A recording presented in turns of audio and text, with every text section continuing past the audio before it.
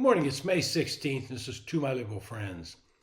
If you have comments on this, I encourage you to leave them. If you're seeing this on TikTok, I would encourage you to go over to the YouTube version and just search John Haddow, Haddow. Anyway, yesterday I handed out some grades on the performance of Donald Trump for the first 4 months of being in office.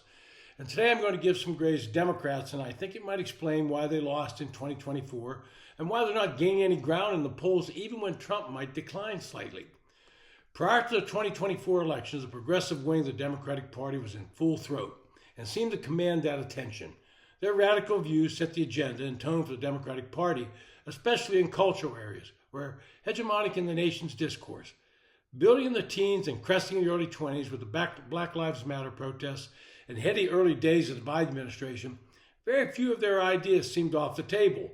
As far as progressive were concerned, they had ripped open what's known as the Overton window wide open. Now, the Overton window is a range of subjects and arguments that are politically acceptable to the mainstream population at a given time. It only remained to push the voters through it. In their view, they wouldn't be too hard since they were the great ideas and voters, at least the non-deplorable ones, were thirsty for blood and a new approach to America's problems. So from my perspective, there were 4 issues that Democrats thought they were winning on and eventually had to come to the realization they're not getting passing grades and therefore they're losing.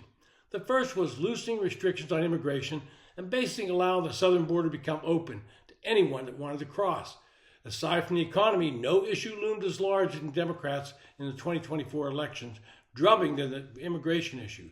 Voters thought Democrats had completely lost the plot on illegal immigration and utterly failed to control the border. Voters cast their ballots accordingly, clearly preferring a much tougher approach to illegal immigration, including not just closing the border, but deporting illegal immigrants already in the country. Since Trump's election, the southern border has been mostly closed, and illegal immigration over the border slowed to a trickle. Support for this development from Democrats has been tepid to non-existent. As for deportation of illegal immigrants, some Democrats have ventured to support for deportation of illegal immigrants, at least those implicated in criminal activity. And the Democrats have taken to defending immigrants, either removed from the country or detained for deportation. They've made some like Kilmar Abrego Garcia their poster child, and the public is simply not buying that message. On this issue, I'm going to give the Democrats an F. The second issue the Democrats tied themselves to was promoting lax law enforcement and pushing for defunding police departments around the nation. Now, this was all done in the post-George Floyd period. Progressives in the party made this a priority issue, and in the end, the Democratic Party embraced it as part of their platform.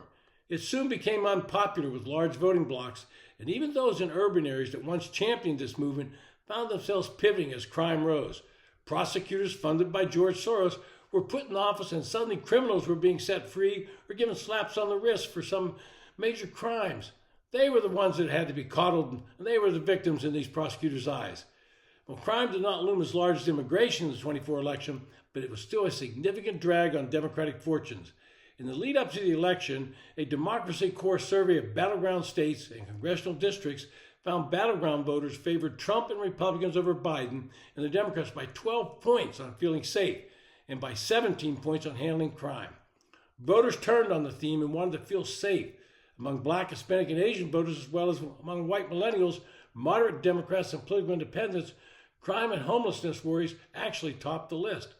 The grade for this issue has to be a D, and it's only a D because some Democrats realized their folly and began to rapidly backtrack on issues that made them appear soft on crime. The third one is the most significant problem the Democrats had, and one that most important to the progressive movement within the party, while insisting that everyone should look at all issues through the lens of identity politics.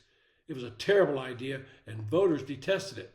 In the last decade, huge swaths of a Democratic Party, increasingly dominated by progressives, began infected with an ideology that judges actions or arguments not by their content, but rather by the identity of those engaging in them. These identities, in turn, are defined as the intersectional web of oppressed and oppressors, of the powerful and the powerless, of the dominant and the marginalized. With this approach, one judges an action not by whether it's justified in an argument, by whether it's true, but rather by whether the people involved in this argument are oppressed or powerless, marginalized group or not. If they are, the arguments and actions should be supported. If not, they should be opposed. Even more tone deaf is the Democratic determination not to give an issue on the trans issues. But voters, particularly working class voters, hate the pronoun police, strongly disagree that males identified biological boys should be able to play in girls' sports, and don't support the easy availability of this gender-affirming care. A recent New York Times poll found that 80% of working class, non-college respondents opposed biological males playing in women's sports, and 75% opposed puberty blockers for those under 18. The fourth and final one I would have to add, one more issue that progressive Democrats pushed back was the attack on fossil fuels. It became a centerpiece of the Biden administration and the calling card of any liberal Democrat. Democrats have embraced a radical approach to energy issues. They hold the view that climate change is not a dynamic that's gradually advancing, which I believe it is, but an imminent crisis that's already upon us and is evident in extreme weather events. It threatens the existence of the planet if immediate drastic action is not taken. And that action must include the immediate replacement of fossil fuels, including natural gas, by renewables, wind and solar, which are cheap and can be introduced right now if sufficient resources are donated to doing so, and which, unlike nuclear power, they believe is safe. Not only that the immediate replacement of fossil fuels by renewables will make energy cheaper, they believe it will provide high-wage jobs, and they're in la-la land. The hard fact is that the standard Democratic hostility to fossil fuels is not widely shared by ordinary voters, who are fundamentally oriented toward cheap, reliable, and abundant energy. In a 2024 result from the New York Times Siena poll, 2/3 of likely voters said they supported a policy of increasing domestic production of fossil fuels, such as oil and gas. On how about this remarkable result of an NBC poll, testing a wide range of policy proposals to see whether voters would more likely support a candidate who espoused them, the most positive response among voters was a proposal to expand domestic oil and natural gas production.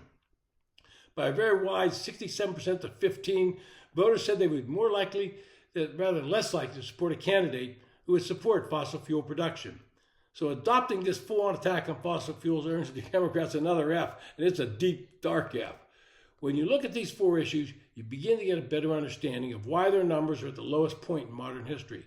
You get the picture of why, even if Trump and Republicans falter in the polls, the Democrats can't take advantage. They have allowed the far left wing of the party to take over, and now they're struggling to find a way out of the mess they've created. This has been To My Liberal Friends. Once again, if you enjoy it, go ahead and make comments. I like to see them, and maybe look me over at YouTube. Thanks for listening.